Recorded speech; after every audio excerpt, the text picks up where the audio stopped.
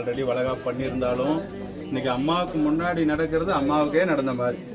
உங்களுடைய வயிற்றுக்குள்ள இருக்கவங்க அத்தனை பேரும் தெய்வ குழந்தைகள்.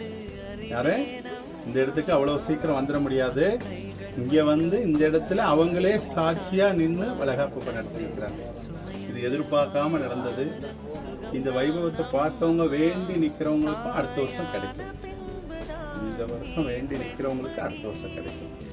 இன்னைக்கு அதுக்கு உதாரணமா நீங்க அப்படியே அக்காளும் தங்கையும் 6 பேரும் அப்படிம்பாங்க. இன்னைக்கு உட்கார்ந்தது நிறைய மாதமா உட்கார்ந்து இருக்கிறது எத்தனை பேரு? 6 பேர். அது வேண்டி நிக்கிறவங்க 2 பேர்.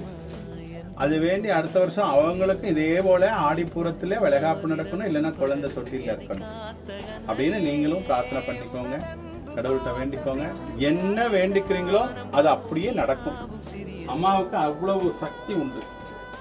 அதனால வேண்டிக்கோங்க. அடுத்த வருஷம் அவங்களுக்கும் கிடைக்கும். பிறக்கிற குழந்தை ஆரோக்கியமா, ஆயுள் ஆரோக்கியமா, என்னைக்கும் நினைச்சு அம்மாவுடைய பேர் நினைக்கிற மாதிரி அந்த குழந்தைங்க பேர் நினைச்சு பெரிய இடத்துக்கு வரணும். அப்படி வரும்போது அந்த தாய் மனசு எவ்வளவு குளிருதோ அந்த அளவுக்கு அம்மாவுக்கு இன்னைக்கே குளிர்ந்துருச்சு. அகிலத்தை காக்கக்கூடிய அபிராம வள்ளி ஆனந்த கண்ணி அப்படியே இருப்பாங்க. அப்படியே ஆனந்தமா இருப்பாங்க. அத்தனை பேருக்கும் ஆசி கொடுப்பாங்க. இன்னைக்கு வளையலால் அலங்காரம்.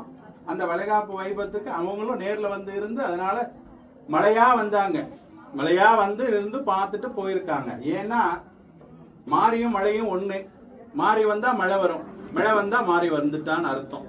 அப்படிங்கும் போது மழையா வந்து அவங்களும் உங்க வைபவத்தை நடிச்சு மழை வந்து விட்ட விட்டு தான் உங்களுக்கு அது நடக்க முடிஞ்சது. ஏன் அப்படின்னா மாரியம்மா கூட வந்துதான் நடத்தி வச்சிருக்காங்க. நல்லா வேண்டிக்குங்க அம்மா கிட்ட. எல்லாம் என்ன கேட்கறீங்களோ அது கிடைக்கும். இன்னைக்கு